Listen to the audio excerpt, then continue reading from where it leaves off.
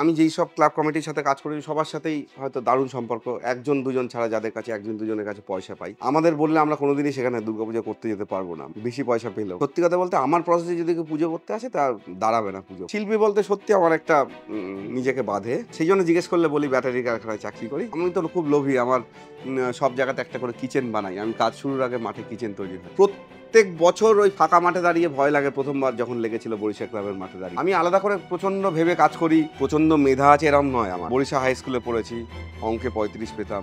মেধা বুদ্ধি এগুলো কম নিয়েই আমি আর্টে এসেছি। বাবা একটা বামপন্থী মতবাদের মানুষ ছিলেন, তার দুর্গা ঠাকুর প্রতি আলাদা কোনো আগ্রহ ছিল না। সঙ্গ দোষেই হয়তো আমার দুর্গাপুজোর মধ্যে আসা। গ্র্যাজুয়ালি দুর্গাপুজো মানে চেঞ্জ হয়েছে। এখানে সরকার জড়িয়ে গেছে, এখানে বড় কর্পোরেট, এইটা নিয়ে একটা এমন জায়গা তৈরি হয়েছে, মানে একটা কি বলবো, কেএফসির বার্গারের মতন সাইজ। ব্রহ্মা বিষ্ণু মহেশ্বর তিনজন, ভবদা, সুশান্ত দা, সনাতন দা।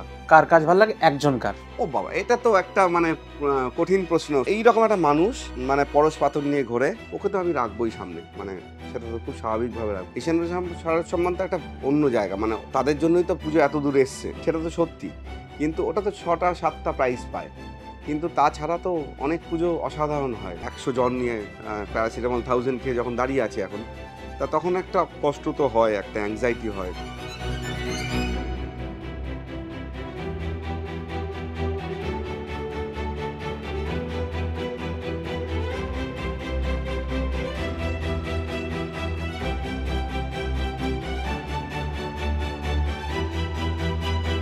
নমস্কার দর্শক বন্ধু, আমি সোমনাথ। জৈত টিভির দ্য ডিজাইন পডকাস্টে আপনাদের অনেক স্বাগত। আজ আমরা বিশেষ একজন আর্টিস্টের কাছে এসেছি। কে আর্টিস্ট, তিনি কি করেন, এই সমস্ত জানার আগে ওনাকে নিয়ে যারা দুর্গা ঠাকুর বা অন্যান্য শিল্পী বা দুর্গা আর্টের সাথে জড়িত রয়েছে, প্রথম শ্রেণীর সেই মানুষরা কি বলছে, আগে আমরা প্রথমে শুনবো, তারপর ওনার কাছে যাব। নতুনদের মধ্যে প্রদীপ খুব রিসার্চ ওরিয়েন্টেড কাজ করে, প্রদীপ দাস। হ্যাঁ, মানে আমাদের নতুন যারা এখন পুজোর সঙ্গে যুক্ত হচ্ছে, মানে ধরো এই লাস্ট 10 বছর 12 বছরের মধ্যে, তার মধ্যে প্রদীপ খুব উল্লেখযোগ্য একজন মানে আর্টিস্ট, যার কাজ আগামী দিনে মানে ও বিশাল পসিবিলিটিস।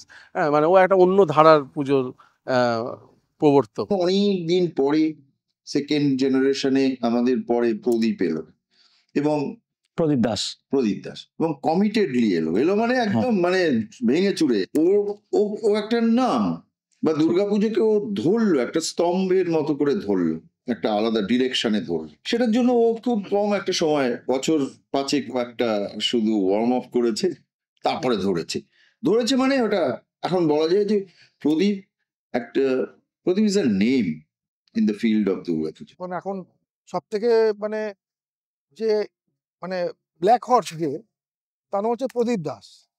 Black horse. প্রদীপের কাজ, প্রদীপ মানে খুব ট্যালেন্টেড ছেলে, হাইলি ট্যালেন্টেড ছেলে, এবং খুব মানে বুদ্ধিমত্তা নিয়ে কাজ করে। ওর কাজ আমার খুব মানে ভালো লাগে, দেখেছি এবং দেখছিও। জুনিয়রদের মধ্যে বেশ কয়েকজন আছে ভালো, আগামী দিনে আমার মনে হয় ভালো কাজ করবে। সবাই ভালো কাজ করছে, যার যার স্টাইলে কাজ করে যাচ্ছে। প্রদীপ তো আছেই, অনেক ভালো কাজ করে। আমার বেহালা ক্লাবে গত বছর প্রদীপের কাজটা বেশ ভালো লেগেছে। এখানে এইরকম ছেলেপুলেরা আছে যারা সত্যি সত্যি আগামী দিনে আমাদের জায়গাটা নতুন দখল করবে। নমস্কার প্রদীপ। নমস্কার সোমনাথ। দ্য ডিজাইন পডকাস্টে অনেক স্বাগত দাদা। Thank you. তুমি আশা করছি ভিডিওটা দেখলে, যেটা আমি তোমাকে দেখালাম, সেখানে বলা হচ্ছে যে তুমি দুর্গা ঠাকুর নিয়ে যদি রিসার্চ নিয়ে কেউ কাজ করছে, সে হচ্ছে প্রদীপ দাস, রিসার্চ ওরিয়েন্টেড। কে বলছে? সুশান্ত দা। দুর্গাপুজোর একটা নাম, একটা স্তম্ভ বলছে ভবতোষ দা। আর বলছে খুব মজার যে এই দুর্গাপুজো কেন, মানে যে কোনো কলকাতার আর্টের ক্ষেত্রে একটা ব্ল্যাক হর্স যদি কেউ থেকে থাকে, তাহলে হচ্ছে প্রদীপ দাস। সবাই প্রথম শ্রেণীর, কিন্তু এরা, তুমি তো অস্বীকার করতে পারবে না, এরা একদম প্রথম শ্রেণীর দুর্গা পুজো শিল্পের। এইগুলো শুধুমাত্র তোমাকেই কেন নামটা বলা হচ্ছে, এটা কেন? আর এই 2014 সালে দুর্গাপুজোয় প্রথম এসে এই মাত্র 11 বছরের মধ্যে নিজের নামটাকে তুমি কিভাবে একদম প্রথম সারির মধ্যে আনতে পারলে, এই গল্পটা একটু জানতে চাইবো। জানি না কি উত্তর দেব। আমি জানি ওনারা আমার খুব স্নেহ করেন, মানে আমার থেকে সবাই সিনিয়র, আর্ট কলেজের সিনিয়র, তা সেই জায়গা থেকেই সেই ভালোবাসা থেকেই হয়তো ওনারা বলছেন যে আমি ভালো কাজ করছি, চেষ্টা করছি ভালো কাজ করার। 11 বছর দুর্গাপুজোর সাথে সত্যি জড়িয়ে আছি, এটা ঠিক। তাছাড়াও যেহেতু আমাদের চাঁদেহাটের প্র্যাকটিসের সাথেই দুর্গাপুজোর একটা ওতপ্রোত জড়িয়ে থাকা, আমি ছোটবেলা থেকে দেখছি যে তরুণদা ঠাকুর বানাচ্ছে, ভবদা ঠাকুর বানাচ্ছে। তা সেই সঙ্গ দোষেই হয়তো আমার এই দুর্গাপুজোর মধ্যে আসা। দোষ বলবো কিনা জানি না, সঙ্গ গুণ। হ্যাঁ, তা সে কারণেই হয়তো মানে সবার ভালোবাসা। কারণ আমরা যখন দুর্গাপুজো করতে আসি, আমি যখন দুর্গাপুজো করি তখন আমি চাঁদেহাটের তখন নাম ছিল এনভায়রনমেন্টাল আর্ট। তা একসাথে আমরা 4 বছর দুর্গাপুজো করি। তারপর 14 সালে বরিশা ক্লাব আমার প্রথম দুর্গাপুজোর কাজ। তখন থেকেই চেষ্টা করছিলাম যে কিভাবে আমার কাজটা মানে তার আগে দুর্গাপুজো দেখার ধারণা আমার খুব একটা ছিল না। আমি 2010-এর আগে 1টা 2টো বা 3টে কাজ হয়তো দেখেছি হাতে গুনে। বাবার সাথে ছোটবেলায় খুব একটা ঠাকুর দেখতে যাইনি। কোনো একবার দুবার হয়েছে যে মামাবাড়ি থেকে স্টেশনে ফিরছি, শিয়ালদা স্টেশনের পাশে ওখানে একটা দুর্গাপুজো হয়, সেটা দেখেছি। মামাবাড়ির পাশের পুজোটা দেখেছি। এইরকম দুর্গাপুজো দেখা। আমাদের পাড়ায়ও খুব বড় দুর্গাপুজো হতো না। উম আর বাবা একটা বামপন্থী মতবাদের মানুষ ছিলেন। তার দুর্গা ঠাকুর প্রতি আলাদা কোনো আগ্রহ ছিল না হয়তো, সে কারণে আমার পরে মনে হয়েছে। তা সে কারণে দুর্গাপুজো বাবা-মার সাথে দেখা হয়নি। আ ওই 2010-এ যখন দুর্গাপুজোর কাজ করতে এলাম, এনভায়রনমেন্টাল আর্ট, তখন চাঁদের নাম। তখন থেকে অ্যাকচুয়ালি আমি দুর্গাপুজো দেখা শুরু করি। আর 14 সালে যখন আমি আ বরিশা ক্লাবে সুযোগ পাই দুর্গাপুজো করার, তারপর আস্তে, আস্তে ২-৪ বছর পর মনে হলো যে আমার যে কাজের প্র্যাকটিস, হ্যাঁ? যে ধরনের আমি কাজকর্ম করে অভ্যস্ত, তার সাথে দুর্গাপুজোটা একটু আলাদা হচ্ছিল। এবার সেইখানে যখন আমরা জোড়ার চেষ্টা করছিলাম, আ যে সাধারণ মানুষের গল্প, সাধারণ মানুষের কথা, আ তখন আ মানে আস্তে, আস্তে এই ধরনের কাজের দিকে আমি এলাম। আমি দেখেছি যে তোমার কাজের মধ্যে হুম, অনেক বেশি হুম, ইতিহাস জড়িয়ে থাকে। হুম, আর এই পুরো পুজো মণ্ডপে আমি এমনকি এখানে সমাজসেবী সংঘতে আছি। হুম, সেখানে আমার সঙ্গে কথাবার্তা হলো অরিজিৎ দার। অরিজিৎ দা বলল, মানে তোমার কাছে তোমার ভাবনার মধ্যে কিভাবে পুজোর থিমটা ঢুকে আছে হুম, সেটা বলার জন্য আমি দর্শকদেরকে বলছি যে কোনো একটা সময়ে ত্রাণ দেবার জন্য তুমি একটা গ্রামে যাও। ঠিক আছে? সেই গ্রামে গিয়ে তুমি যা ওদের পরিস্থিতি দেখতে পেলে, সেটা তোমার মনে হলো যে এবার সমাজের কাছে আমি তুলে ধরবো। তার জন্য যা করণীয়, এটা তো এরকম নয় দেখলাম আর সঙ্গে, সঙ্গে বানিয়ে দিলাম। তার জন্য যা করণীয়, তার জন্য যা রিসার্চ রয়েছে, সেটা তুমি করতে শুরু করলে। হুম, প্রত্যেকটা কাজের পিছনে তোমার রিসার্চটা হুম। কিভাবে শুরু করো? এত ডিটেইলিং এ কাজ কিভাবে তুমি করো? না, এইটা তো প্রত্যেকের কাজের ধারা। মানে প্রত্যেকে তার মতো করে কাজ করেন। এবং অরিজিৎদা যেই পুজোটার কথা বলছিল, সেই পুজোটা 2020 সালে, তখন কোভিড। আর ওরা তখন ত্রাণ নিয়ে, ত্রাণ শুধু নয়, মানে একটা বছর ধরে একটা পাড়াকে নিয়ে কাজ করছিল। হিঙ্গলগঞ্জের ভেতরে মাধবকাঠি বলে একটি জায়গা। তা সেখানে যখন এইরকম একটা বড় কাজ হচ্ছে, হ্যাঁ? খুব মানবিক একটা জায়গা থেকে যখন কাজ হচ্ছে, আমার দায়িত্ব ছিল সেইটাকে দুর্গাপুজোর মাধ্যমে লোকের কাছে পৌঁছানো। এবং সেটা করতে গেলে তো ওখানে যাওয়া, কারণ সুন্দরবনে আগেও গেছি, সুন্দরবনে আগেও অন্যভাবে দেখেছি, সুন্দরবনে টুরিস্টদের মতন করে দেখেছি। তা সেই দেখাটা যে বালিগঞ্জ থেকে হিঙ্গলগঞ্জের মধ্যে একটা অদৃশ্য সেতু তৈরি হচ্ছে, সেই সেতুর পিলারগুলোই হলো এই মানুষজনগুলো। তা তখন আমার কাছে কাজটা আরো সহজ হয়ে যায়। মানে আমি আলাদা করে প্রচণ্ড ভেবে কাজ করি, প্রচণ্ড মেধা আছে এরম নয় আমার। বরিশা হাই স্কুলে পড়েছি, অঙ্কে 35 পেতাম। হ্যাঁ? সুতরাং আ মেধা, বুদ্ধি এগুলো কম নিয়েই আমি আর্টে এসেছি। কিন্তু আর্টে আসার পর আবার দেখলাম যে পড়াশোনা করতে হচ্ছে। মানে আর্ট কলেজে যখন গেলাম দেখলাম ওখানে আ মানে রঙের কেমিস্ট্রি পড়তে হয়, ফিলোজফি পড়তে হয়, আর্ট হিস্ট্রি পড়তে হয়। তখন দেখলাম আবার মানে মানে এখান থেকে পালিয়ে আবার কোথায় এলাম। তা কিন্তু ওই যেটা বলছিলাম যে কাজ প্রত্যেকেই আমরা কিন্তু রিসার্চ করি তাদের মতন করে। মানে রিসার্চ করা মানে এরকম নয় যে আ আমাকে ন্যাশনাল লাইব্রেরিতে বসে থাকতে হচ্ছে, বা আমাকে উম আ এশিয়াটিক সোসাইটির মেম্বার হতে হচ্ছে। রিসার্চের প্রত্যেকের আলাদা, আলাদা ধরন আছে। প্রত্যেকের আলাদা, আলাদা ভাবনা আছে, সেই জায়গা থেকে কাজ শুরু হয়। আমার যেটা হচ্ছিল যে আমি যখন 17-18 তে যখন আমি কাশী বসলেন করি, কাশী বসলেন বারান্দা নিয়ে একটা কাজ করি। সনাতনদা একটা খুব সুন্দর ঠাকুর বানিয়েছিলেন সেখানে। খুব সুন্দর মূর্তিটা। তা সেই বারান্দা নিয়ে যখন আমার কাজ করতে হয়, তখন তো ওই বারান্দাগুলোতে যেতে হয়, বারান্দাগুলো দেখতে হয়, বারান্দার ইতিহাস। কারণ বাঙালিদের কাছে বারান্দাটা হয়তো খুব নতুন ছিল। বারান্দা তো ইউরোপ থেকে এসছে এবং বারান্দার বাঙালিদের উঠোন ছিল শুনছিলেন এবং ব্রিটিশদের করিডোর ছিল। তা বারান্দার একটা অন্য ধারা আছে এবং যখন বাঙালিদের কাছে মিশছে, সেটা গিয়ে আবার একটা অন্য চেহারার বারান্দা তৈরি হচ্ছে। তা সেই খোঁজ করতে গিয়ে ওই কাজটা, তারপর আস্তে আস্তে নর্থের যাত্রা নিয়ে কাজ করি। নর্থের মাঠেই সেটা সম্ভব। তারপরে যখন এই পাড়ায় কাজ করছি, কুর্নিশ করলাম, দেখলাম যে এই বাড়ির পেছনে প্রত্যেকের একটা ছোট কাজের লোকের ঘর আছে এই পাড়াটা জুড়েই। উম, আহ, তা সেইগুলোকেই মানে আমার কাজের মধ্যে বিষয় হয়ে যায়। কারণ আমার দিনটা শুরু হয় বাজার থেকে। প্রত্যেকদিন বাজারে যাই এবং আমার আমার পাড়াটা, যদি আমার বাড়িতে কোনোদিন যাও, দেখবে আমার বাড়ির দেওয়ালটা আর বাজারের দেওয়ালটা একই। তা সেক্ষেত্রে আমার ওই বাজারটাই ইন্সপিরেশন কাজের। মানে ওই যে ফ্র্যাগমেন্টেড ছোট ছোট জিনিসপত্র, কোনো কোথাও কমলা লেবু, তার পাশে একটা সবুজ রঙের অন্য একটা অবজেক্ট, কিংবা তার পাশে একটা অন্য ধরনের মানুষ, কেউ জাতিতে হিন্দু, কেউ জাতিতে মুসলমান, কেউ অন্য ধর্মের, নিয়ে একটা বাজার তৈরি হচ্ছে। যখন আমি নাকতলায় কাজ করতে যাই, যেটা হৃদয়পুর টাইটেল হয় শেষের কাজটা, মানে সেটা একটা চ্যালেঞ্জ ছিল যে দুর্গাপুজোয় একই বিষয় নিয়ে হয়তো কাজ করা যেত না।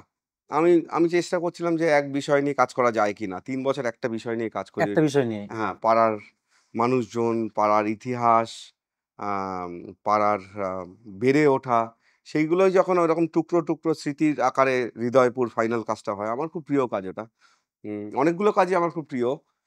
কোভিডের সময় 2 টো কাজ, আ এই কাজগুলো, এবং প্রত্যেক বছরই মনে হয় যে মানে এই কাজটা হয়তো প্রিয়। তারপরে 2-4 বছর গেলে মনে হয় না, ঠিক আছে, এই কাজটা অন্যভাবে করা যেত। তা কিন্তু ওই ফ্র্যাগমেন্টেড স্মৃতিগুলোই আবার কখন জুড়ে একটা পাড়ায় কাজ তৈরি হচ্ছে। তখন একটা রিসার্চের প্রয়োজন হয় এবং আমাদের রিসার্চের প্যাটার্নটা একটু অন্যরকম। আর আমাদের অ্যাক্সেসটা অনেক বেশি। মানে আমি যখন একটা পাড়ায় কাজ করছি দুর্গাপুজোর, তখন যখন ওই পাড়া নিয়ে কাজ করছি, তখন ওই পাড়ার মানুষজনদের কাছে আমাদের যা গ্রহণযোগ্যতা, সেটা অন্য রিসার্চারদের কাছে থাকে না। মানে আমরা তাদের বাড়িতে গিয়ে চা খেয়ে, গল্প করে, হ্যাঁ, তাদের সাথে ইন্টারেক্ট করতে পারি। সেইটা তো একটা বাড়তি পাওনা। মানে সেটা সবাই অ্যালাউ করে এটা। অ্যালাউ করে। মানে এটা দুর্গাপুজো করার জন্যই হয়তো। কারণ দুর্গাপুজো উম তো একটা ক্যাটালিস্টের কাজ করে পুরো পাড়াটাকে জোড়ার জন্য। মানে সে অনুঘটক হয়ে পুরো পাড়াটাকে জোড়ে। তা সেই জায়গা থেকে দুর্গাপুজোর বা দুর্গা মূর্তিটার একটা অন্য, মানে ম্যাগনেটিক একটা, মানে একটা স্পেস তো তৈরি করেই, মানে একটা ফিল তৈরি করে। তা সেখান থেকে আমার কাজের শুরুটা হয়। মানে আমি বলছি চাঁদের হাট যখন ছিল না, মানে তখন কাজ করেননি তখন, তার আগে আপনি কি করতেন? এটা খুব মজার। ভবদাকে তো আপনারা সবাই চেনেন। চাঁদের একজন মানে মেম্বার। মেম্বার শুধু নয়, মানে একটা স্তম্ভ। আমাদের মাস্টারমশাই, যার কথা না বললেই হয়, তরুণদা। তরুণদা একটু পেছনে থাকেন। তরুণদার গল্পটা ছোট্ট করে বলি বেশি, কারণ তরুণদা নিয়ে একটা 6টা সিরিজ হয়ে যেতে না, পারে। আমরা তরুণদার হ্যাঁ। নিয়ে কিন্তু মানে চাঁদের হাটে গিয়ে হুম। তরুণদাকে আমি এখন থেকে বলে দিচ্ছি, নমস্কার তরুণদা, আমি সোমনাথ, ভবতোষ দার সঙ্গে কথাবার্তা হয়ে গেছে, এদিকে প্রদীপ দার সঙ্গে কথাবার্তা হয়ে গেছে, আমরা কিন্তু সবাই মিলে বসবো। এখন থেকে আমি মানে ইনভিটেশন পাঠিয়ে রাখছি, ঠিক আছে? তরুণদার ছোট্ট করে বলি, তরুণদা আর্ট কলেজে যাওয়ার আগে ফুটবল খেলছে, ফার্স্ট ডিভিশন। আর্ট কলেজে যাচ্ছে। আর্ট কলেজ থেকে যখন বেরোচ্ছে, তখন সরকারি, কেন্দ্রীয় সরকারের একটা স্কুলে চাকরি করছে। তখন পাড়াগুলোকে নিয়ে কাজ করছে। মানে আমাদের ওই অঞ্চলগুলো পিছিয়ে পড়া জায়গা, মানে ওখানে অঞ্চলগুলো গ্রাম, বেহালার প্রান্তিক জায়গাগুলো, সেই ওই অঞ্চলের মানে প্রান্তিক মানুষ, মাইগ্রেন্ট লোক, বিহারি, বাংলাদেশি, তাদেরকে নিয়ে, মানে তার ক্যানভাস ছিল 4 স্কোয়ার কিলোমিটার। সে এখনো তাই বলে। তবে প্রত্যেক দিন ওরকম করে মানুষ খোঁজে। একটা গানের দল বানাচ্ছে, একটা ছবি আঁকার দল বানাচ্ছে। নাটকে দিকপাল, আমরা জানি যে থার্ড ফর্মের নাটকে বাদল সরকার, তাকে নিয়ে মানে একটা ওয়ার্কশপ করাচ্ছে 5 বছর ধরে। সেই একটা দল তৈরি করছে তরুণদা। তো এইরকম একটা মানুষ, মানে পরশ পাথর নিয়ে ঘোরে। যদি আমি এখনো লোহা আছি, এখনো সেই পরশ পাথরের ছোঁয়াটা প্রত্যেকদিন পাই। তার প্রশ্রয় হয়তো আমাদের এই প্র্যাকটিস করাটা শুরু। এবং উনি যখন যেটা করলেন, যে ওনার একটা স্পেস দরকার ছিল আরেকটা, তখন ওনার ছাদ থেকে, ওনার ওই বারান্দা থেকে, ছাদ থেকে ক্লাসটা তুলে না আমার বাড়িতে করে। সেখানে মায়ের একটা ভূমিকা ছিল। মা বলল, তরুণবাবু আপনি আসুন আমাদের বাচ্চাদের শেখান। তা ওই বাচ্চাদের শেখাতে গিয়ে তরুণদা তার ওই পুরো চাঁদে হাটের পুরো আকরটা নিয়ে ওখানে আসেন। তা সেই জন্যই চাঁদের আটটা। হ্যাঁ, মানে তখন চাঁদে হাট নাম হয়নি, তখন এনভায়রনমেন্টাল আর্ট নাম। এবং ওখানেই বড়দের ক্লাস হচ্ছে। ভবদাকে দেখছি ড্রয়িং করছে, অঞ্জনদাকে দেখছি ড্রয়িং করছে, আরও যারা সিনিয়র ছিল তাদেরকে দেখছি। তা সেইটা আমার চোখের সামনে আমার বাড়ির ওপরে হচ্ছে। তখন আমি ছোট আম কলা আঁকছি, হ্যাঁ, যেরকম সবাই করে। কত বছর মানে মানে বয়স অনেক তখন? বছর, মানে আমি বলছি আমি তখন খুব ছোট, আমি বলছি যে 94, 93 এই সময় তরুণদা আমাদের বাড়িতে আসেন মানে ক্লাস করাতে। এখনো তরুণদা বিনা পয়সায় ক্লাস করান। মানে সেটা একটা অদ্ভুত মানুষ, মানে এইরকম মানুষ পেয়েছি বলেই হয়তো আমাদের চাঁদে হাট হয়েছে, কারণ আমরা একসাথে থাকবো, একসাথে কাজ করবো, এটাই ছিল আমাদের মোটো। তা সেইখান থেকে আমাদের শুরু। তারপরে আর্ট কলেজে যাওয়া, আর্ট কলেজ থেকে গভর্নমেন্ট আর্ট কলেজ, তারপরে ওখান থেকে মাস্টার্স করতে গেলাম রবীন্দ্রভারতী।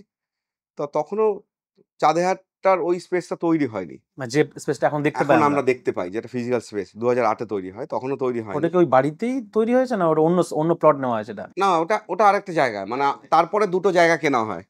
96-এ একটা জায়গা কেনা হয়, তখন আমি একদম ছোট, চায়ের কাপ নিয়ে ওপরে উঠছি, হাফ প্যান্ট পরে। তা বরিশাল স্কুলে পড়ি তখন। সেইখান থেকে আস্তে আস্তে আর্ট কলেজে আসি। আর্ট কলেজের পর একটা ফাঁকা সময় প্রত্যেকেরই যায়, যে কি করব না করব, মানে বুঝতে পারছি না যে কি করা উচিত। তখন চাঁদে হাটটা ওই স্পেসটায় ফর্ম করলো। আমরা তখন গ্যালারিতে হয়তো শো করছি বা ইয়ে করছি। কিন্তু ওই তরুণদা যখন আমাদের বাড়িতে ক্লাস করানো শুরু করলো, সেইটা সেইটা আমার কাছে একটা বাড়তি পাওনা। তখন আমি জানি না যে আর্ট কলেজে পড়বো কিনা, কিংবা ব্যাটারি কারখানায় চাকরি করব, কিংবা বাবার বিজনেস করব। আমি কিছুই জানি না। মানে বা আইটিতে কোনো মানে ইয়ে যা করবো কিনা। নাম্বার ছিল পরীক্ষাতে তাতে ব্যাটারি কোম্পানিতে চাকরি করার মতন ছিল। হয়তো পেয়ে যেতাম। তাহলে কি এটা তরুণদার ওই পরশ পাথরের ব্যাপার রয়েছে এখানে? হয়তো, হয়তো। কারণ এখনো আমি জানি না। মানে ওই অঙ্কে 35, ইংরাজিতে 45, হ্যাঁ? তা এইগুলো এগুলো তো ছিলই। কিন্তু মানে আমি বুঝতাম না। কিন্তু আমার তখন থেকে দুটো বিষয় ভাল লাগতো। একটা হলো ভূগোল, একটা ইতিহাস। আমি ইতিহাস বই খুললে আমি ছবি দেখতে পেতাম। আমি দেখতে পেতাম যে ওই নৌবিদ্রোহ হচ্ছে, কিংবা আমি দেখতে পেতাম যে ওই মানে কল্পনা করতাম, মানে ওই ছবিগুলো, মানে ওই যখন ওই চ্যাপ্টারটা পড়ছি ইতিহাসের, সেই ছবিগুলো আমি দেখছি। যখন ভূগোল পড়ছি ছবিগুলো দেখছি। ইতিহাসটা খুব ভালো লাগতো। খুব ভাল লাগতো। মানে ইতিহাস, ভূগোল, এই যে জিওপলিটিক্স নিয়ে কাজ করা এখন, বা তখন আরেকটা জিনিস ভাল লাগতো যে আমরা তখন অনেক ছোট, প্রণয় রায়ের ওয়ার্ল্ড দিস উইক বলে একটা, ইংরাজি তখন আরো কম বুঝতাম। তা কিন্তু ওয়ার্ল্ড দিস উইকের জন্য ১ সপ্তাহ ওয়েট করতাম। শুক্রবার রাতে ৯টায় ১০টায় এরকম একটা সময় হতো। তো ওইটা আমরা টেলিভিশন চালিয়ে, মানে আমরা ৩ ভাই মিলে দেখতাম। তা ওই যে সারা পৃথিবীর সাথে নিজেকে মেলানোর সুযোগটা তখন ওটাই ছিল। তখন তো ইন্টারনেট আসেনি। তো সেইগুলো কাজের মধ্যে, আমি পরে বুঝতে পারি যে ওগুলো কাজের মধ্যে ফিরে, ফিরে আসে। প্রথম করে জেনে নিই যে দুর্গাপুজো করতে কতদিন টাইম লাগে? মানে তোমাকে ইনভলভমেন্ট কতদিন হতে হয়? না, ১ম এই বলি যে দুর্গাপুজো উম আমি আলাদা করে খুব একটা দুর্গাপুজো নিয়ে ভাবা হয় না সারা বছর। কারণ দুর্গাপুজো যেহেতু আমার কাজটার সাথে দুর্গাপুজোকে মিলিয়ে ফেলেছি, সারা বছর যে আমি ছবি আঁকি বা ইনস্টলেশন করি বা 3D কাজ করছি বা যাই করছি, চাঁদে হাটের আলাদা কিছু কাজকর্ম থাকে। আমাদের কমিউনিটির মধ্যে কাজ করি আমরা। আমরা একটা খাল নিয়ে কাজ করছি অনেকদিন ধরে। খালের অঞ্চলের মানুষ, আমাদের আশেপাশের মানুষ, তাদের নিয়ে।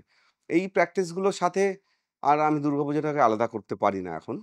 আ সে কারণে আ যখন অরিজিৎ দাই যখন জিজ্ঞেস করছে, কিংবা ভাস্কর দা ওখানে জিজ্ঞেস করছে, "কি ভাবনা হলো, কি হলো?" আমি বললাম, "প্রচুর হয়েছে।" কিন্তু আসলে তখন একটুই ভেবেছি হয়তো। কারণ আমি জানি যে যতক্ষণ না ওই বাঁশখুঁটি পড়ছে, ওই জায়গাটা মানে তৈরি হয় না।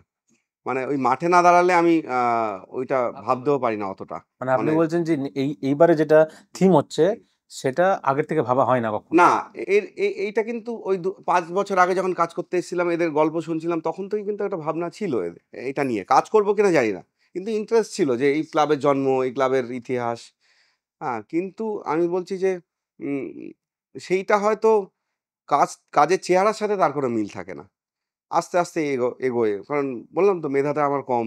সে কারণে আ একটু সময় লাগে আমার কাজটা বুঝতে। নাহলে তো ১ বছর আগে থেকে হয়তো প্ল্যান করছি, কাজ করছি। ওই কারণ আমার এই কাজের থেকেই হয়তো আরেকটা আমার অন্য এক্সিবিশনের কাজই হয়তো রেডি হয়ে যাবে। মানে আমি যখন নাকতলায় কাজ করেছি তার একটা পার্ট এক্সিবিশনের জন্য রেডি হচ্ছে। এক্সিবিশনের দেখানো হয়েছে, দেশের বাইরেও দেখানো হয়েছে। তা সেই রকম ভাবে আমি প্ল্যান করি। আবার ওই এক্সিবিশনের জন্য করা কাজ কোথাও কোথাও দুর্গাপুজোতেও কি ইমপ্লিমেন্ট করা? ইমপ্লিমেন্ট করা হয়, কিন্তু স্কেলটা তো একটা বড় জায়গা থাকে, সেই ভাবনাগুলো হয়তো জুড়ে থাকে। ঠিক। কারণ দুর্গাপুজোর যা স্কেল, হ্যাঁ 6টা গ্যালারি, ভারতবর্ষে 6টা বড় গ্যালারিতেও একটা দুর্গাপুজো ঢুকবে না। কারণ কলকাতার দুর্গাপুজো এমন একটা জায়গায় এখন দাঁড়িয়ে, মানে আমি যদি র্যাঙ্ক করি 100টা নম্বর পুজোর, যেটা 100 নম্বর পুজো লাস্ট, সেইটা যদি প্রথম কোনো একটি ব্যক্তি এসে পৃথিবী থেকে যে প্রথম দুর্গাপুজো দেখছে, সে চমকে যাবে, তার কাছে স্পেল বাউন্ড হয়ে যাবে। কারণ এই স্কেল, এই রকম মানে জায়গা থেকে একটা মানুষ ভাবতে পারে। সুতরাং দুর্গাপুজো কোনো নাম্বার হয় না, মানে প্রত্যেকে আমরা চেষ্টা করি। এবং দুর্গাপুজো যেই কারণে এত দূর গেছে যে কলকাতার দর্শক, সেইটা আর কোথাও নেই পৃথিবীর। মানে তাদের প্রশ্রয়, কলকাতার ক্লাব কমিটি তাদের প্রশ্রয়। আমি যেই সব ক্লাব কমিটির সাথে কাজ করি সবার সাথেই হয়তো দারুণ সম্পর্ক, একজন দুজন ছাড়া যাদের কাছে একজন দুজনের কাছে পয়সা পাই। হ্যাঁ, তাছাড়া খুবই সুন্দর সম্পর্ক আমার। যাদের কাছ থেকে পয়সা পাও হুম। তাদের নাম আমি মোটেও নিতে চাইছি না না, এখানে। নিতেও পারি, মানে সেটা পরে নেবো, পরের এপিসোডে নেবো। পরের হ্যাঁ, এপিসোডে ঠিক ঠিক। হ্যাঁ, হ্যাঁ, হ্যাঁ, না ওইরকম ভাবে পাই না, আমি মজা করলাম। হ্যাঁ, এটা দেনা পাওনা তো চলবেই। শুধু পয়সার জন্য তো আমরা কাজ করতে আসি না, পয়সার বিয়ন্ড পয়সা কাজ করি। আমি আলাদা প্রশ্ন আসলে বলছিলাম যে যখন শুধুমাত্র ক্লাব কর্তৃপক্ষই যে তোমার উপর ভরসা করছে এরকম না, আমি যেটা জানি সেটা হচ্ছে যে তোমার যে কথার দাম, হুম, যে কারোর প্রতি তোমার যখন কথার দাম এমন হয় যে সপ্তমীতেই পরের বছরে কে পুজো করবে তার জন্য চেক কেটে দেওয়া হয় সবাইকে, ঠিক আছে, সব বুকিং হয়ে যায়। কিন্তু তুমি যদি কাউকে কথাবার্তা বলে দাও যে আমি এই পুজোটা করব, হুম, তাহলে তারপরে তোমার ঘরে গিয়ে যে শুয়েও থাকে আর যদি চেক কেটে দেয় তার থেকে ডবল, তাহলে তুমি করো না। তার প্রমাণ আছে, আমি হয়তো নাম বলছি না। এটা কি সত্যি করেই? হয়তো সত্যি, কারণ আমার কাছে স্পেসটা খুব ইম্পর্টেন্ট। হ্যাঁ, যে কোন স্পেসে কাজ করছি, ওই জায়গাটা আমাকে অনেক বেশি ভাবায় যে কোন জায়গায় কাজ করতে যাচ্ছি। তারপরে আমি ঠিক করি যে কোন জায়গায় কাজ করব। হ্যাঁ, এরকম হয়েছে। এটা আমার ক্ষেত্রে না, এটা অনেকের ক্ষেত্রে হয়তো হয়, আমি জানি না সবার ক্ষেত্রে। হ্যাঁ, এরকম তো হতেই পারে। কারণ এত পুজো কলকাতায়, এত পুজো, শিল্পীর সংখ্যা সত্যি সেই তুলনায় কম। মানে সেইজন্য অনেককেই ১টা ২টোর বেশি কাজ করতে হয়। কারণ সত্যি শিল্পীর সংখ্যা কম। শিল্পীর সংখ্যা কম হুম। না এশিয়ান পেন শারদ সম্মান পাওয়া শিল্পীর সংখ্যা কম? না।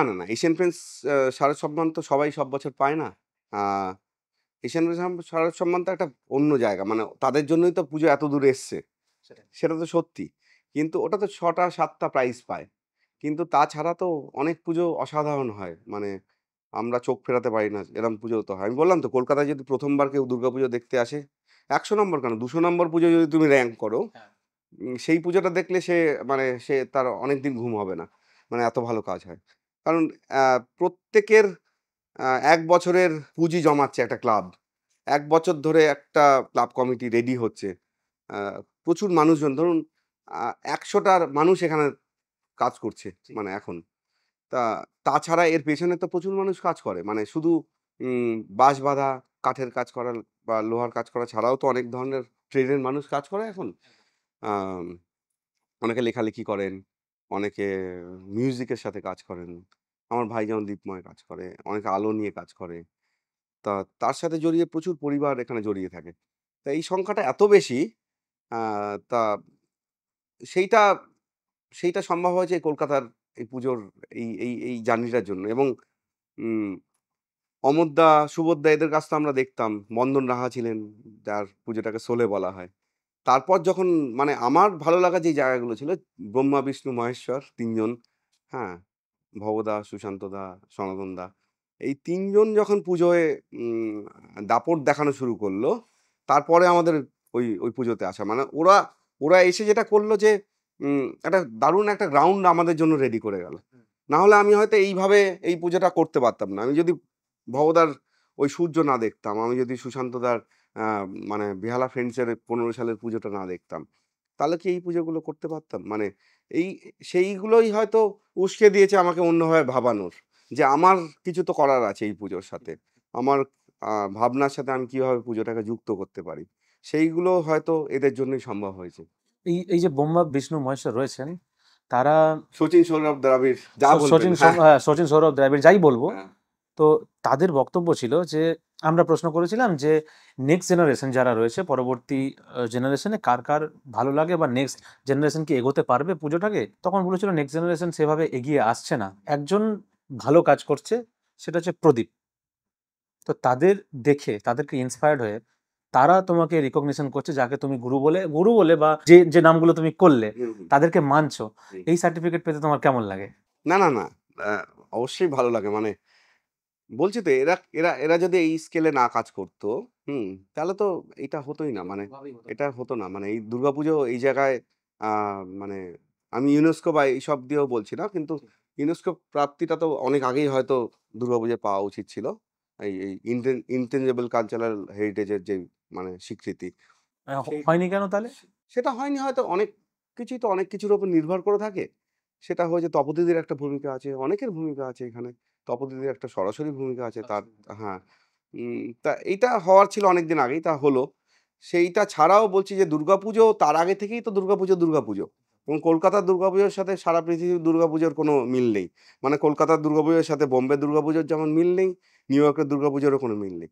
আ আমাদের বললে আমরা কোনোদিনই সেখানে দুর্গাপূজা করতে যেতে পারবো না। মানে বেশি পয়সা পেলেও। কারণ এই যে আমি যখন দ্বিতীয়া না, ভুল বললাম। চতুর্থীর দিন বরিশা ক্লাবে যখন আ আ পুজো করি ১ম এককভাবে, আমার সাথে অনেক আ বন্ধুরা ছিল, হেল্প করছিল। তখন আমার কাছে একদম মানে একা করার অভিজ্ঞতা ছিল না। অত বড় একটা মাঠ। তার আগের ২ বছর সনাতন দা ওখানে কাজ করেছে। তো সেই জায়গায় যখন আমাকে সুযোগ দেয়, আ আমি চতুর্থী দিন মনে আছে আমি রং-টং মেখে ফ্লোরে রং করছি। চতুর্থী দিন খোলা হবে প্যান্ডেলটা। সন্ধে হয়ে আসছে, আ সূর্য নেমে গেছে, দর্শক-টর্শক, আর তখন কে শিল্পী, কে মিস্ত্রি, আর মানে আমাকে দেখতে শিল্পীর মতও না। আ মানে ঠেলে বাঁশগুলো সরিয়ে ব্যারিকেড ভেঙে ওখানে ঢুকে গেছে। মানে কাতারে লোক। আমি দেখছি পায়ের তলায়, আমি যে ওইখানে ফ্লোরে রং করেছি, লাল রংটা লেগে আছে, কার পায়ের তলায় সবুজ রং লেগে আছে। প্রচণ্ড রাগ হয়, প্রচণ্ড দুঃখ হয়। তারপরে যখন ভাবলাম যে এইটার জন্যই তো আমি মানে উম মানে এত কিছু করলাম, এতদিন ধরে রেডি হলাম বা এই স্পেসটাকে তৈরি করলাম। সেটা ভালো মন্দ যাই হোক। কিন্তু ওই মুহূর্তটা পরে যখন ভাবি তখন মানে গায়ে কাঁটা দেয়। তা সেগুলো দুর্গাপুজোতেই সম্ভব। মানে ঐরকম ৪০ লক্ষ ৫০ লক্ষ মানুষ, আরো বেশি মানুষ একটা পুজো দেখতে আসে। সেটা একটা গ্যালারিতে কখনোই সম্ভব না। গ্যালারিতে যখন লোক আসে, আজকে প্রচুর লোক এসছে, গ্যালারিস্ট যখন বলে আজকে ২০০ টা লোক দেখেছে। আমাদের দুর্গাপুজোয় সেকেন্ডে ২০০ টা লোক ঢোকে। তা এই একটা প্রাপ্তি, এবং দর্শক, এমন সুন্দর দর্শক এখন তৈরি হয়েছে। আমি দেখেছি অদ্ভুত দর্শক। মানে ১ জন ২ জনের নাম বললে হয়তো ছোট করা হবে বাকিদের। তাদের যে লেয়ার, মানে তাদের চেহারায় সেটা বোঝা যাবে না। এবং তাদের যে পুজো বা যেকোনো আর্টকে রিড করার যে পদ্ধতি, সেইটা অসাধারণ। তুমি যখন কোনো থিম বানাচ্ছো বা হুম। বা পুরো রেডি করছো, তখন প্রতিমাটা তো তুমি কাউকে দিয়েই বানাও। হুম, হুম, হুম, হুম, হুম। যেমন পরিমল দা, হুম, হুম, হুম, হুম। তারপর হচ্ছে তোমার নবকুমার পালের সাথে কাজ করেছো হুম, তুমি, হুম। তারপর আমার শুরুতে পরিমল দা কাজ করেছিল। পরিমল দা কাজ হ্যাঁ, করেছে, হ্যাঁ, সনাতন বরিশা দার সাথে ক্লাবে। কাজ করেছো, নবদা করেছে কাশী বসলেন ২-৩ বছর। ৭ বছর পিন্টুদের সাথে কাজ হ্যাঁ, হ্যাঁ। করছো। এই যে মানে আমি প্রতিমা শিল্পী হিসেবে বলছি, হুম, এই যে ৪ জনের সাথে তুমি যখন কাজ করছো, হুম, তাদেরকে তুমি তোমার থিম অনুযায়ী বুঝিয়ে তারপর ওদের উপর ছেড়ে দাও, হুম। না প্রত্যেকটার মধ্যে তোমাকে গাইড করতে হয়? না, দুটো দিকই থাকে সেখানে। মানে মানে কি হয়, ওখান ওটাই তো এক্সচেঞ্জ। যে আমি যখন ভবদা আমার মূর্তি করেছিল একবার, নাগতলায় যখন ১ম করি, ১ম বছর ভবদা করে, সনাতন দা তার আগের বছর মূর্তি করে, নবদা তার আগে মূর্তি করেছিল, পরিমল দা আমার ১ম মূর্তি করে। আমি খুব লাকি যে এইসব এইসব মানুষজনদের মানুষগুলো তোমার মূর্তি আমার করছে। মূর্তি করেছে। এবং পিন্টু খুব ইম্পোর্টেন্ট একজন শিল্পী, মানে স্কাল্পচার একজন। আ মানে দিল্লিতে একনামে পিন্টুকে চেনে, মানে স্কাল্পচার হিসাবে। মানে দিল্লি কেন, সারা দেশেই। প্রচুর ওর মানে এক্সিবিশন হয়, প্রচুর ভালো কাজ করে। ও যখন মূর্তি করতে আসলো আমার সাথে, পিন্টু যেহেতু আমাদের চাঁদেহাটেরই মেম্বার, হ্যাঁ। আমার ছোটবেলার বন্ধু। উম উম তো সেক্ষেত্রে ওই কাজটা খুব মানে সহজ হয়ে যায়। পিন্টুকে আমি তখন আমি বলতে পারি অনেক কিছুই, বা পিন্টু আমাকে অনেক কিছুই বলতে পারে। যে এই ধরনের হলে, অথবা এরকম হলে, দুপক্ষেরই একটা আদান-প্রদান সেখানে চলে। সেই জন্যই হয়তো সম্ভব হয় এই মূর্তিগুলো এত সুন্দর হয়। হ্যাঁ, মানে খুবই সুন্দর। এমনকি আমি এবারেটাও দেখলাম। হুম, পিন্টুদাই করা? হ্যাঁ। অপূর্ব হয়েছে। অপূর্ব। মানে এটা আমি বলছি সমাজসেবী সংঘর হুম। অপূর্ব মূর্তি। হ্যাঁ। এখানে কোনো গাইডেন্স ওইভাবে থাকে না, তাই তো? গাইডেন্স, টুকটাক একটু গাইড করতে হয়। গাইডেন্স শব্দটার তো একটা অন্য মানে হয়। হ্যাঁ, হ্যাঁ। গাইডেন্সের থেকে হলো যে এক্সচেঞ্জ থাকে অনেক বেশি। মানে যে আমি কি চাইছি, ও কি চাইছে, হ্যাঁ, দুটোর একটা মিল এবং ওই স্পেসটা কতটা, এইগুলো তো একদিনে তৈরি হয় না। ওই মানে বেহালা ক্লাবে যতটা স্পেস পাচ্ছি আমি, বেহালা ফ্রেন্ডসে সমাজসেবীদের স্পেসটা আলাদা। সেই স্পেসগুলোকে মেনটেন করেই পুরো প্ল্যানিংটা হয়, পুরো শুরুটা হয় মণ্ডপ বাঁধার পর থেকে। এই দুটোতেই কি পিন্টু পিন্টুতেই করছে? পিন্টু শিকদার, দুটোতেই? হ্যাঁ, হ্যাঁ, হ্যাঁ। ঠিক। তো আমার কথা তাছাড়াও আরো অনেক আর্টিস্টরা আমরা একসাথে কাজ করি। তারা তাদের ফিল্ডে খুব ইম্পর্টেন্ট নাম। চন্দ্রনাথ সাহা, তিলক, দেবব্রত হালদার, রাজনারায়ণ সাঁতরা, বিক্রম দে, এরা প্রত্যেকেই তাদের ফিল্ডে, তারা ছবি আঁকার ফিল্ডে তারা খুব পরিচিত নাম। এছাড়া অনেক আর্টিস্টরাই আছে, হ্যাঁ, সঞ্জয়, রাহুল, কার নাম বলবো, মানে কুমার, অনেক নাম, মানে অনেক নাম, 10-12 জন আমরা আর্টিস্ট একসাথে কাজ করছি। এবারেও অনেকে, সিমন, আহ, অনিমেষ, প্রত্যেকের ভূমিকা আছে এখানে কাজের, হ্যাঁ। এবং একটা আর্টিস্ট যখন আর্টিস্টের সাথে কাজ করে, আমরা যখন একসাথে কাজ করছি, তাদের ইনপুটগুলো সেখানে থাকছে, কখনো হচ্ছে না, কখনো হচ্ছে, ঝগড়াঝাঁটি এটা সেটা করেই তারপরে কাজটা দাঁড়ায়, তারপরেই দর্শক দেখেন। সেরকম আলোতেও দীপঙ্কর দে অনেকদিন ধরে কাজ করছেন, সাউন্ডেও দীপময় দাস, আমার ভাইও। দীপময় এখন খুব পরিচিত নাম, কলকাতা অনেক বড় বড় পুজোতে ওর সাউন্ড শোনা যায় এখন। দীপময় তার বেসটা দিয়ে কাজ করছে, তো সেইগুলো মিলেই একটা কাজ তৈরি হয় তখন। আমি চেষ্টা করছিলাম অনেকদিন ধরেই, পোস্টারে আমার শুধু একার ছবি থাকবে না। আমার কোনোদিন পোস্টার হয়নি আমার মুখের ছবি দিয়ে, কোনোদিন পোস্টার হয়নি আমার একার নাম দিয়ে। আমি চেষ্টা করেছি লাস্ট ইয়ারও, তোমরা যদি দুর্গাপুজো দেখে থাকো, তার আগেও যদি দেখে থাকো, পি যেখানে অ্যালফাবেটিক্যালি থাকার কথা সেখানে আমার নাম থাকে। ও মানে পরপর মানে যেগুলো। প্রত্যেকের 100 জন কাজ করলে, 150 জন কাজ করলে প্রত্যেকের নামই থাকে ওখানে। তা সেইভাবে আমরা কাজ করে অভ্যস্ত। না, আমি এই জিনিসটা ফলো করেছি যে চাঁদের হাটের মধ্যেও দেখেছি যে তোমার নাম ওই পি অ্যালফাবেটিক্যালি যেরকম থাকবে, ভবদার যেরকম বি যেরকম থাকবে, তরুণদার যে পজিশনে আছে সেই পজিশন, এটা দেখেছি, এই মেনটেনটা হয়। আমি এটা ওয়েবসাইটের মধ্যে দেখেছি। তো আমার যেটা প্রশ্ন হচ্ছে যে কোন কোন আর্টিস্টের, এখানে কিন্তু পলিটিক্যাল কোনো রকম ব্যাপার নেই। তুমি যদি ভাবো যে পলিটিক্যালি উত্তর দেবে আমার সবাইকে ভাল লাগে, এরকম না। আমি 3 জনকে নাম বলছি। না, আমি বলছি অনেকের কাজ আমার ভালো লাগে। না, আমি একজনকেই বলবো। আমি তো অনেকজনকার এই প্রশ্নটা অন্যদেরকে করি, তোমার কার কার কাজ ভাল লাগে। আমি আচ্ছা। তোমার কাছে প্রশ্ন করব না, আচ্ছা, তোমার কাছে প্রশ্ন করব। আচ্ছা, ভবতোষ সুতার, হ্যাঁ, সুশান্ত পাল, হুম, সনাতন দিনদার, হ্যাঁ, 3 জনের পুজো। হুম, তুমি সেটাকে ওভারঅলই ভাবো, হুম, পুরোটাই হুম। কার কাজ ভাল লাগে, একজনকার। একজনকার বলতে হবে। অবশ্যই। ও বাবা, এটা তো একটা মানে কঠিন প্রশ্ন। সুশান্তদার সাথে দেখা হবে, ভবদার সাথে আজকে সকালে দেখা হয়েছিল। ভবতে তো তোমাকে ঘরে ঘরে চলে আসবে তোমার। হ্যাঁ, এবার সনাতনদার সাথে, সনাতনদার সাথে আমরা, সনাতনদা যখন কাজ করেছে আমরা একসাথে খেতাম। ব্ল্যাক হর্স বলেছে তো, সুতরাং সাবধানে। অসাধারণ খাবার আনতো সনাতনদা, মানে অসাধারণ খাবার। আমি তো খুব লোভী, আমার সব জায়গাতে একটা করে কিচেন বানাই। আমি কাজ শুরুর আগে মাঠে কিচেন তৈরি হয়। এবং আমি বলছি যে 3 জন, আমি যদি পৃথিবী তৈরিটাকে আমি যদি স্পিরিচুয়ালি দেখি, যে পৃথিবী তৈরি করেছে 3টে মানুষ, ব্রহ্মা, বিষ্ণু, মহেশ্বর। এই কোনটাকে তুমি বাদ দেবে, আমি যদি তোমায় জিজ্ঞেস করি যে কোন ভূমিকা না, তুমি না। রাখবে, আমি এই জিনিসে যাবোই না, কারণ উত্তর তোমাকে দিতে হবে। ভবদা আমার সিনিয়র, আমরা একসাথে কাজ করি। ভবদার কাজ দেখে আমি মানে ইন্সপায়ার হয়েছি দুর্গাপূজায় আসার, হ্যাঁ। তরুণদা কাজ করছে, ভবদা কাজ করছে, ওকে তো আমি রাখবোই সামনে, মানে সেটা তো খুব স্বাভাবিকভাবে রাখবো, আমার পরিবারের মানুষ সে। সদস্য একদম। আমার দুটো পরিবার, একটা চাঁদেহাট পরিবার আর একটা আমার নিজের পারিবারিক, যেটা আমাদের মানে ফিজিক্যাল পরিবার, মানে যেখানে বায়োলজিক্যাল পরিবার, যেখানে বাবা মা আমাকে রেখেছেন, এখনো মায়ের বাড়িতে থাকি। তা সেই দুটো পরিবার নিয়ে যখন দেখি, তাদের কাজগুলো অবশ্যই অনেক বেশি করে দেখতে পারি। কারণ ভবদার কাজ তো সামনাসামনি তৈরি হতে দেখি। মানে আমি দুর্গাপূজা বলছি না, মানে যখন ও কাজ করছে আমরা একসাথে, আমরা অনেক কাজ একসাথেই করি। আমরা প্রত্যেকেই, মানে ওর যখন এক্সিবিশন হচ্ছে, তখন সেটা ভবদার এক্সিবিশন হচ্ছে না, আমার এক্সিবিশন হচ্ছে সেটা, বা তরুণদার এক্সিবিশন হচ্ছে, এইটা বোঝা যায় না। তো চাঁদেরহাটে যখন ওর এক্সিবিশন হচ্ছে, আমাদের সবার কাজ হচ্ছে তখন। তা সেই জায়গা থেকে অবশ্যই আমি সেটা বলতে পারি। আমি সনাতনদাকে যখন 2010-এ 11-তে ওরকম মূর্তি দেখছি না, ওই নলিন সরকার street। নলিন সরকার স্ট্রিটে ওইরকম পেইন্টেড মূর্তি, ওইরকম রং লাগানো যায় মূর্তিতে, ওরকম ভাসিয়ে রাখা যায়, সেইটা দেখে আমি স্পেল বাউন্ড। মানে মানে কি বলবো, মানে এর পরে আর কোনো ভাষা হয়তো হয় না। তা তারপরে আমি বললাম তো, প্রথমেই বললাম সুশান্ত দার ওই 15 সালের যদি দুর্গাপুজোটা না দেখতাম, যেটা বেহালা ফ্রেন্ডসে আবার 10 বছর পর আমি ওই ওই ওই ওই ক্লাবটায় কাজ করছি, অন্য স্পেসে যদিও। আহ, ওই ওইটাকে আমি মানে মানে আমার পুজো করার একটা দিকই হয়তো ওই পুজোটা। তো সেই জায়গা থেকে তো আহ, এদের ভূমিকাটার আমি বললাম তো যে অমরদা, সুবোধ রায়, হ্যাঁ, বা আরো আরো বন্দন রাহা, আরো অনেক শিল্পীরা, রূপচাঁদ দা, আহ, রণ ব্যানার্জি, এই এই এই শিল্পীরা যেমন একটা জায়গাকে বাঁধন করছেন, যে ওই জায়গাগুলোকে তৈরি করছেন, যে খেলা শুরু হবে তার আগে তো অনেক তার আগের কিছু খেলা থাকে, যে মাঠগুলো ক্লাবগুলোকে শিক্ষিত করছেন যে এইভাবে পুজো করতে হয়, এইভাবে পুজো তৈরি হতে পারে। এবং তাদের পুজো দেখা থেকেই শুরু হলো। ও আরেকটা নাম তো মিস করে গেছি, মানে প্রশান্ত দা, মানে ওনাকে বাদ দিলে তো কমপ্লিট হবে না দুর্গাপুজোর বৃত্ত। একটা না, জায়গা মিস হয়ে যাবে।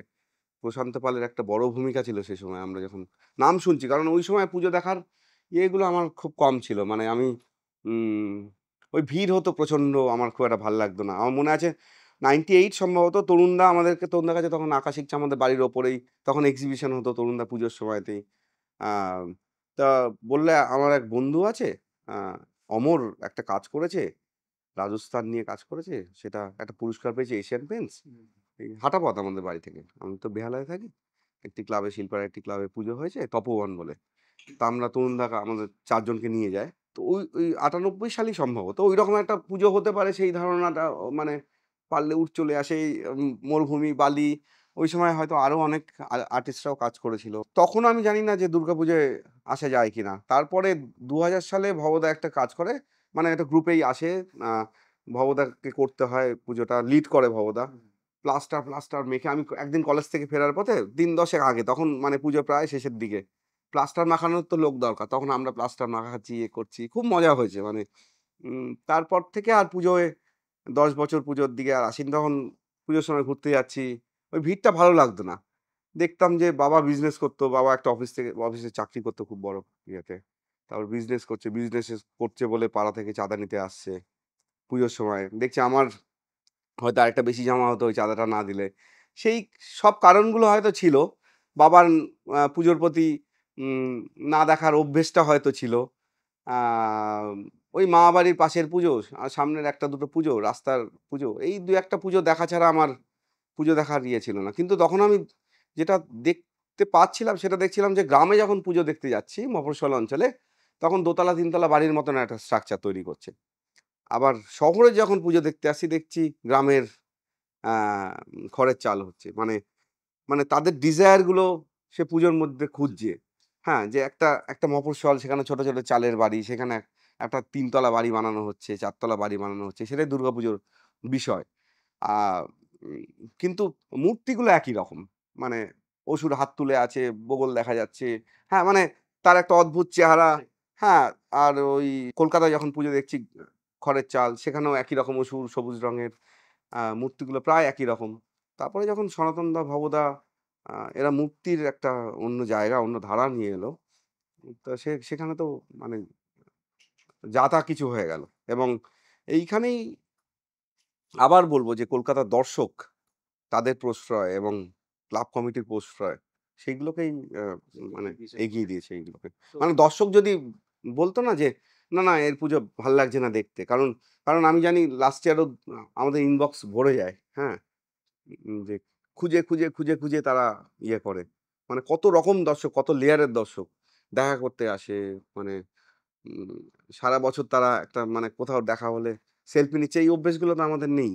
হ্যাঁ, মানে কারণ আমি যখন মাঠে কাজ করি অনেকে বুঝতে পারে না আমি মিস্ত্রি দা বলে ডাকে, কারণ আমার চেহারার মধ্যে ওরকম শিল্পী সুলভ কোনো ইয়েটা নেই। না, মানে এখনো বলতে চাইছে লুক এন্ড ফিলটা আসেনি। না না, না না না, মানে সেরকম বড় না। হলে আসবে কিনা জানি না। না, হ্যাঁ একদম চলে এসছে। না, আমি সেই জন্য জিজ্ঞেস করলে বলি ব্যাটারি কারখানায় চাকরি করি। হ্যাঁ, তা তা শিল্পী, মানে শিল্পী হওয়ার ইচ্ছাও আমার খুব একটা নেই। মানে শিল্পী বললে না অনেক একটা জায়গাকে আমরা আলাদা করে রাখি আমাদের নিজেদেরকে। আমরা যদি নিজেদেরকে মানে আর্ট ওয়ার্কার বলতে পারি, বা আর অন্য কোনো ভাষায় বলতে পারি, আমি জানি না কি ভাষা হয়, শিল্পী বলতে সত্যি আমার একটা নিজেকে বাঁধে। হ্যাঁ, যে মানে আমরা তো একটা প্র্যাকটিসে আছি। হ্যাঁ, কখনো সেটা শিল্প হচ্ছে, কোনো শিল্প হচ্ছে না, সেটা আমরা জানি না।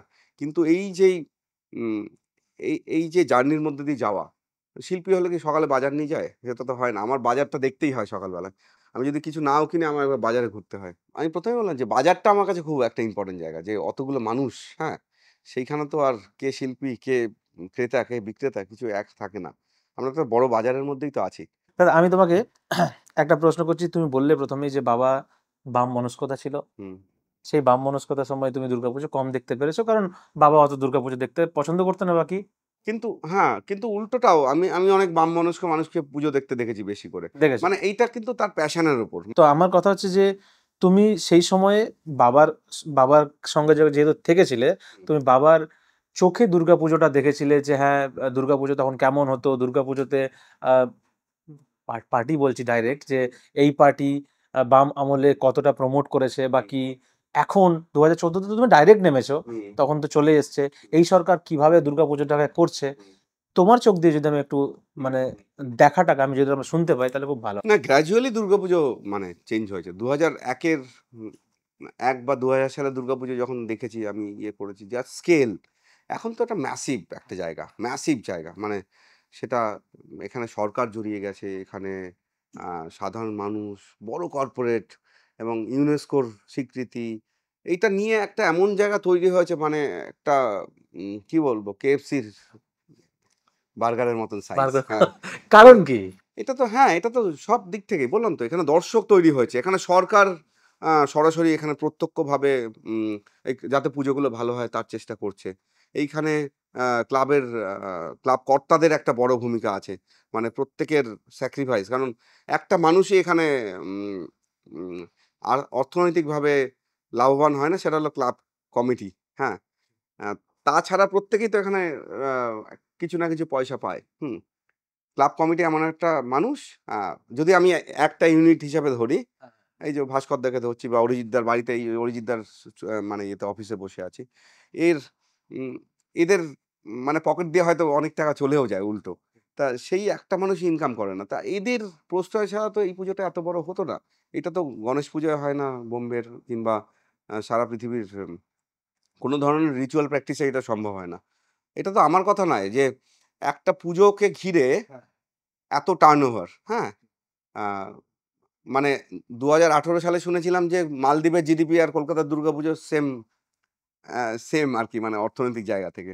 আ যে এত মানুষ এখানে ইনভলভ হয়ে যাচ্ছে, সেটা অর্থনৈতিকভাবেই ইনভলভ হচ্ছে।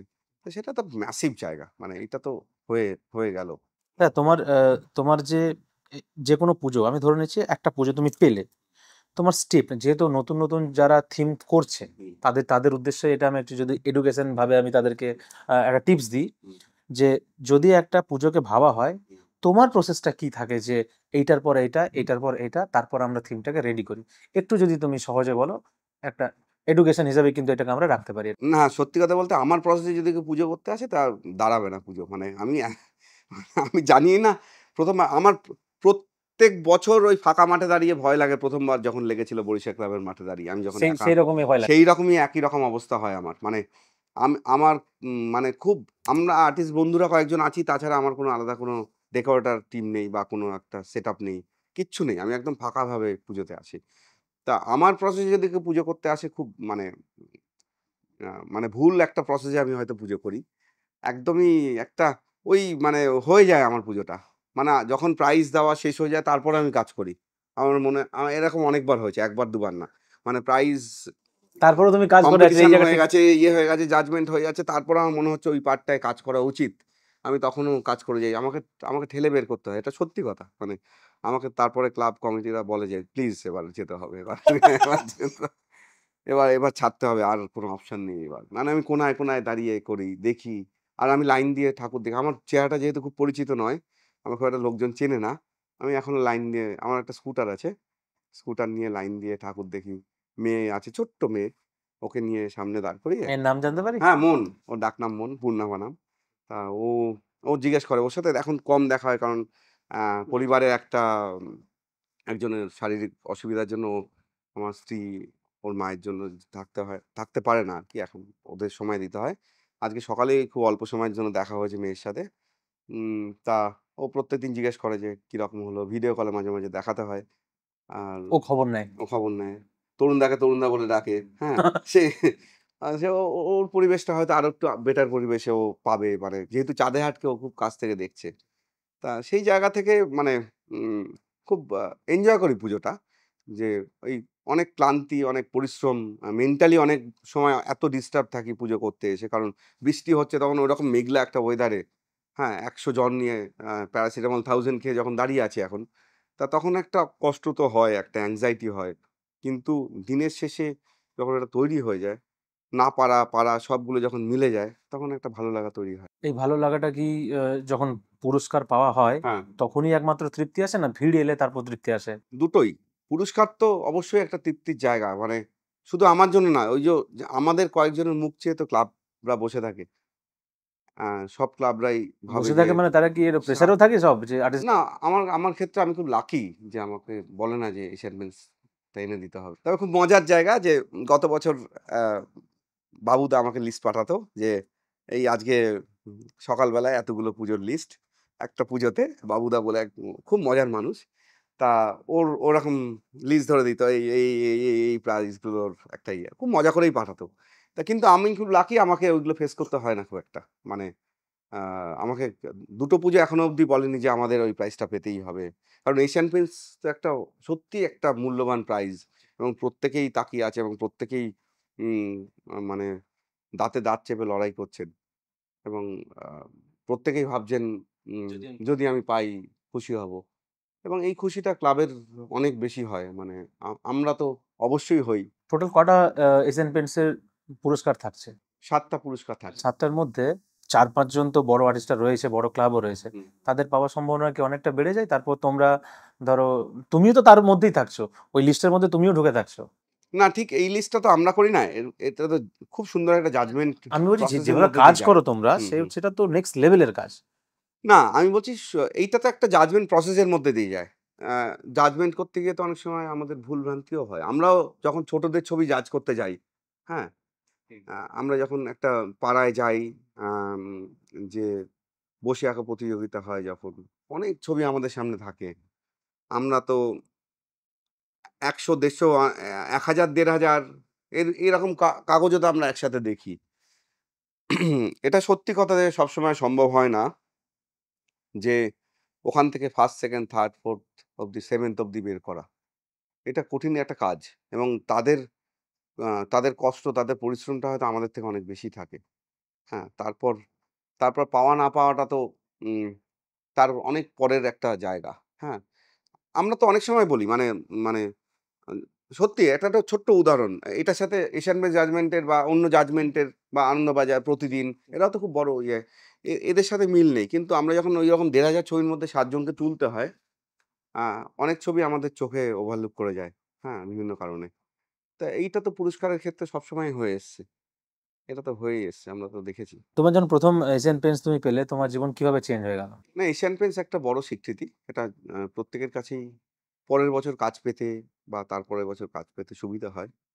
আ সেটা তো ঠিক, এবং আম না, না, আমি এশিয়ান পেইন্টসের স্বাদটা আরো আগে পেয়েছি অন্যভাবে। কারণ আমরা গ্রুপে একসাথে কাজ করতাম। হ্যাঁ। আমাদের চাঁদে হাটে মেইন বিল্ডিংটা তৈরি করার জন্য আমরা তখন খুব অর্থনৈতিকভাবে দুর্গাপুজোটাকে দেখার চেষ্টা করছিলাম।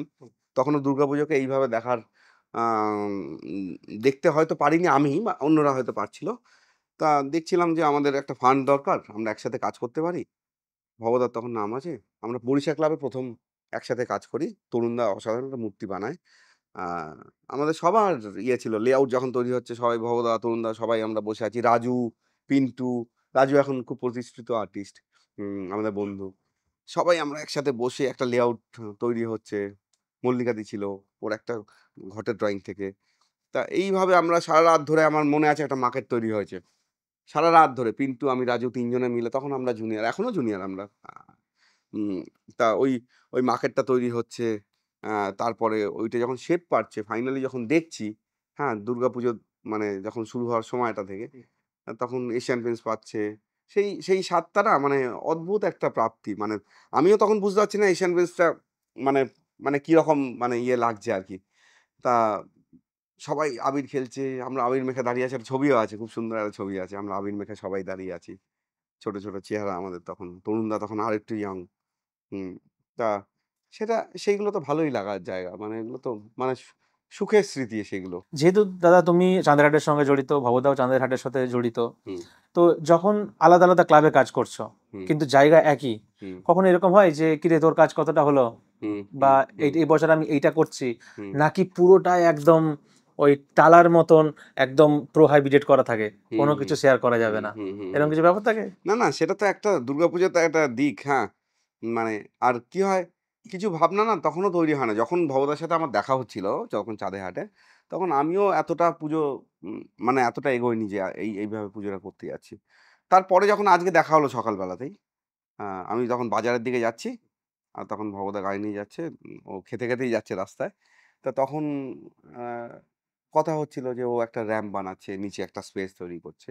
বেসিক কথাগুলো তো তারপরে হওয়া উচিত সেটা। একদমই হওয়া হুম। উচিত। এবং এইটাই কলকাতার দুর্গাপুজো আরো হয়তো এগোবে, এই এক্সচেঞ্জ গুলো যত বাড়বে। মানে ধরুন, আমরা অনেক সময় না মুখ ফসকে একটা শিল্পী সম্পর্কে বা একটা কমিটি সম্পর্কে অনেক কিছু বলে ফেলি, হ্যাঁ। দুর্গাপুজো আমি ওরম বলতে চাই না বাঙালি খারাপ জাতি, বাঙালি এইগুলো করে, সেটা একদমই নয়। বাঙালি বলেই সম্ভব যে দুর্গাপুজোটা এই জায়গায় গেছে।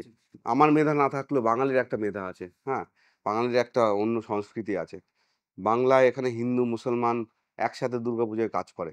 আমাদের এখানে অন্তত অন্তত বলছি দুটো পুজো মিলিয়ে ৬০ জন আছে যারা ধর্মের মুসলমান, এবং তারা খুব অ্যাক্টিভলি দুর্গাপুজো করছে। তা সেই জায়গা থেকে মানে দুর্গাপুজো আরো এগিয়ে যাওয়া উচিত, আগ্রহ এগিয়ে যাবে যখন প্রত্যেকের মধ্যে ওই পাশের পাড়া, পাশের পুজো এবং পাশের শিল্পী সম্পর্কে একটা খুব সুন্দর মনোভাব তৈরি হবে। তখনই সেইগুলো একটা ভালো জায়গায় যাবে। এই হেড স্পিচ, হেড টক এইগুলো যত কমবে, ধরুন এরকম আমি দেখেছি যে নিজের পুজো কি হচ্ছে না হচ্ছে, অন্যের পুজোর খারাপটা সে খুঁজতে বেরোচ্ছে। এই ঘটনাগুলো তো ঘটছে। তা এই থেকে যত দুর্গাপুজো থেকে সরবে সেইগুলো, ওই কাঁকড়ের মতন যদি ফেলা যায়, তত ফ্রেশ বিরিয়ানির চালগুলো পাওয়া যাবে, হ্যাঁ। আহ, ধরো একটা থিম তুমি বানাচ্ছ, সেই থিমের মধ্যে দুর্গা ঠাকুরটা যেহেতু তুমি হুম। এক্সিবিশন করেছো, এবার এই এই শিল্পটাকে তুমি অনেকটা তো আর্ট এক্সিবিশন হিসেবেও কি দেখো? না, আমার কাছে আলাদা কিছু মনে হয় না। মনে হয় না তো? আমি শুধু হুম, একটা জিনিস মানে কথাটা অ্যাড করে দিচ্ছি যে কখনো কি মনে হয়েছে যে এই জায়গাটাতে আমার যদি দুর্গা নাও থাকতো, আমি এই কাজটা আরো ভালো করতাম দুর্গাটা না রেখে, এরকম কি কখনো মনে হয় নাকি বাধ্যতামূলক ক্লাবের জন্য বা অন্য পাবলিকের জন্য এই দুর্গাটাকে রাখতে হয় তোমার থিমের মধ্যে, না থাকলেও হয়ে না, যেত? এই প্রশ্নটার আমি জানি না কি উত্তর। আহ, দুর্গার দুর্গা ঠাকুর দেখতে যাই এখনো বলি আমরা, সবাই বলি তো, মানে দুর্গা ঠাকুর দেখতে যাচ্ছে। এখানে দুর্গা ছাড়া তো কোনো এর কোনো ভূমিকাই নেই। এবং ডে ওয়ান থেকে দুর্গার প্ল্যানিং শুরু হয় আমাদের পুজোয়। যেহেতু পিন্টুর করা আমার করা আলাদাই নয়, মানে পিন্টু আমরা একসাথেই যেহেতু থাকি, মানে আমরা আমাদের স্টুডিওগুলো সব এক জায়গাতেই, ভবদার স্টুডিও, পিন্টু স্টুডিও, আমার স্টুডিও, চাঁদেহাটের কমন স্টুডিও। তা সেই কারণে এগুলো এত ওতপ্রোতভাবে মিশে থাকে।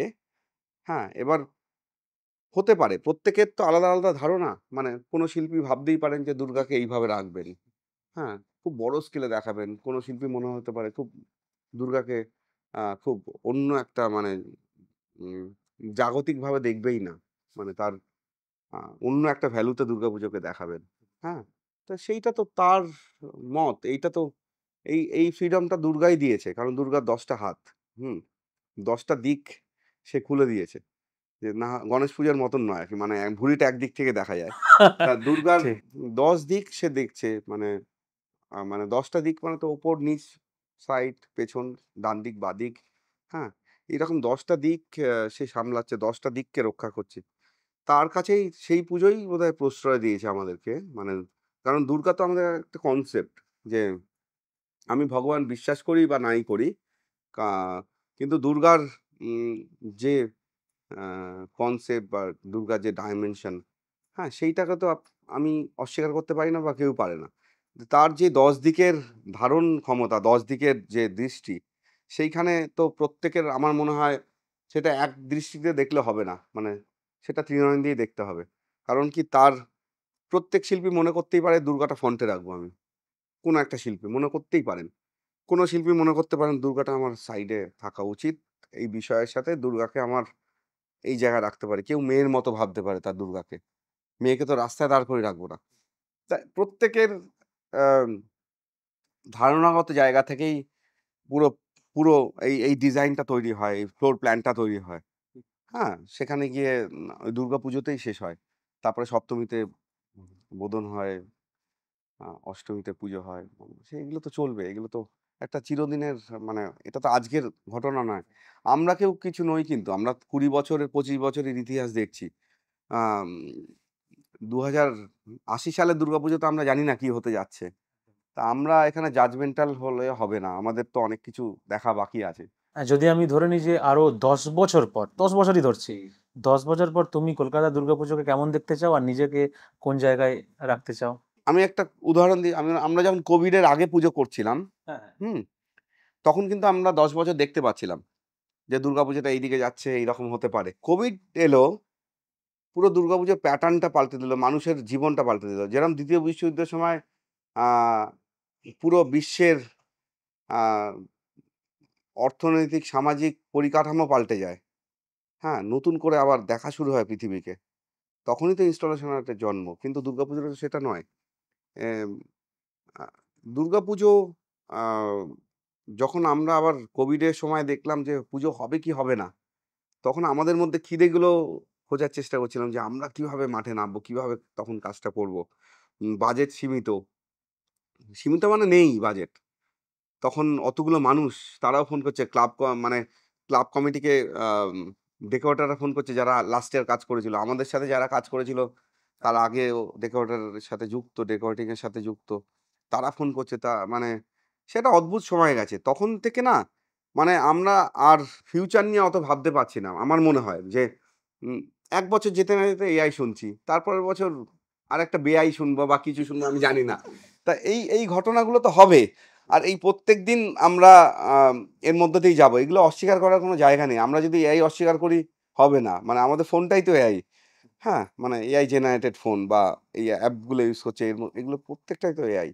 সুতরাং এই প্রত্যেকদিন এত র‍্যাডিক্যাল চেঞ্জ হচ্ছে, মানে প্রত্যেক দিনের চেঞ্জটা এত তাড়াতাড়ি হচ্ছে, উম যে ১০ বছর প্ল্যানিং আমরা জানি না। কিন্তু জানি যে ১০ বছর পর দুর্গাপুজো এই ফরম্যাটে থাকবে না, এটা একদম পরিষ্কার। তোমার এই মুহূর্তে কি কাজ চলছে? ইনস্টলেশন আর্ট বা এক্সিবিশন নিয়ে কি কাজ চলছে এখন এই মুহূর্তে? দুর্গাপুজোর পরে আমাদের চাঁদের হাটের খুব বড় ২ টো প্রজেক্ট আছে। আ সেটা কমন, আমরা একসাথে কাজ করি। হ্যাঁ, নভেম্বরে একটা খুব বড় উম একটা প্রজেক্ট শেষ হওয়ার আছে। আ আমার নিজের ২ খানা শো আছে দুর্গাপুজোর পরেই, খুব বড় শো সেটা। কলকাতায়, কলকাতার বাইরে। পুরো ১ বছরের প্ল্যানিং এখন করতে হয়।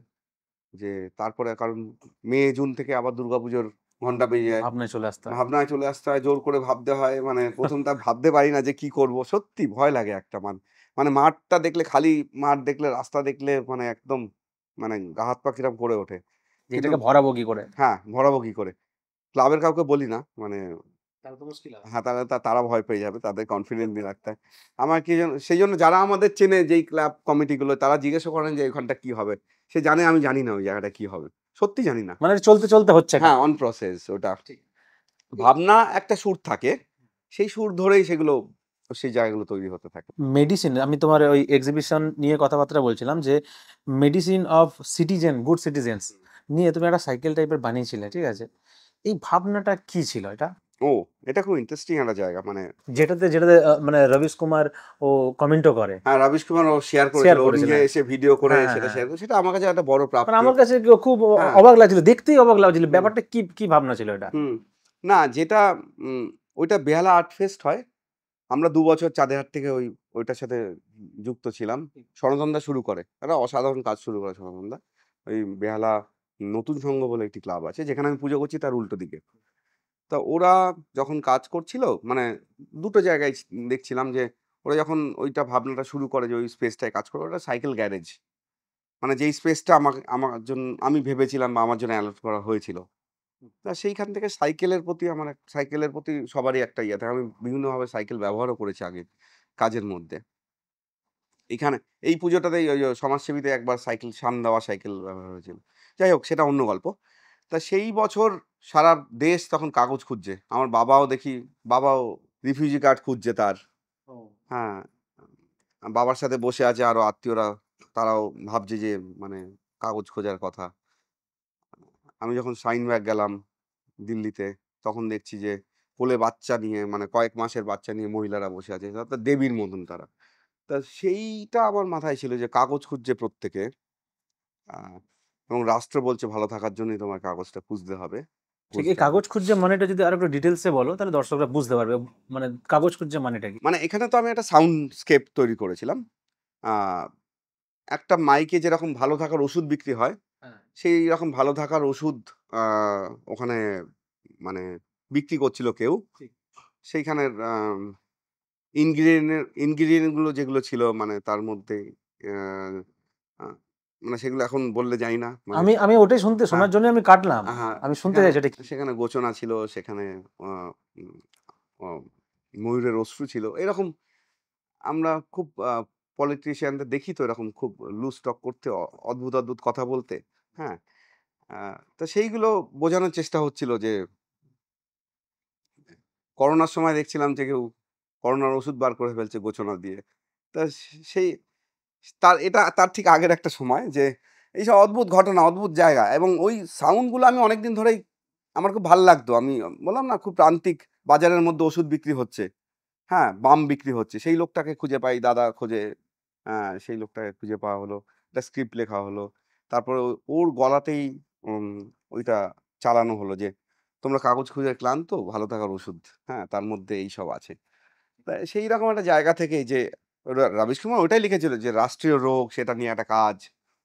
ওর ওর জনরায় হয়তো এই কাজটা মনে হয়েছিল, ওর এই কাজটা সেই জায়গা থেকে ও খুব প্রশংসা করে লিখেছে। আমি খুব লাকি, এইরকম এটা আমার একটা পুরস্কার পাওয়ার মতন যে ওই রকম ইন্টারন্যাশনালি নোন একজন মানে সাংবাদিক যখন আমার একটা কাজ নিয়ে প্রশংসা করছে, আমার খুব ভালো লেগেছিল। একদমই তাই। আমরা কি এখন বাইরে গিয়ে দেখতে পারি তোমার যে টিম রয়েছে, কাজ রয়েছে, কি কি করছে না করছে? তাহলে আমরা এখন সমাজসেবিতে আছি, যদি মনে হয় বেহালা আমরা পরিচয় করাবো। হ্যাঁ, আমরা আপাতত এখানে যদি যাই তাহলে খুব ভালো হবে। ঠিক আছে, আমরা এইটুকু বাদে ঢুকবো কি? রেসপেক্ট দেওয়া দরকার। হ্যাঁ, হ্যালো, এই 2 মিনিটে আসছি।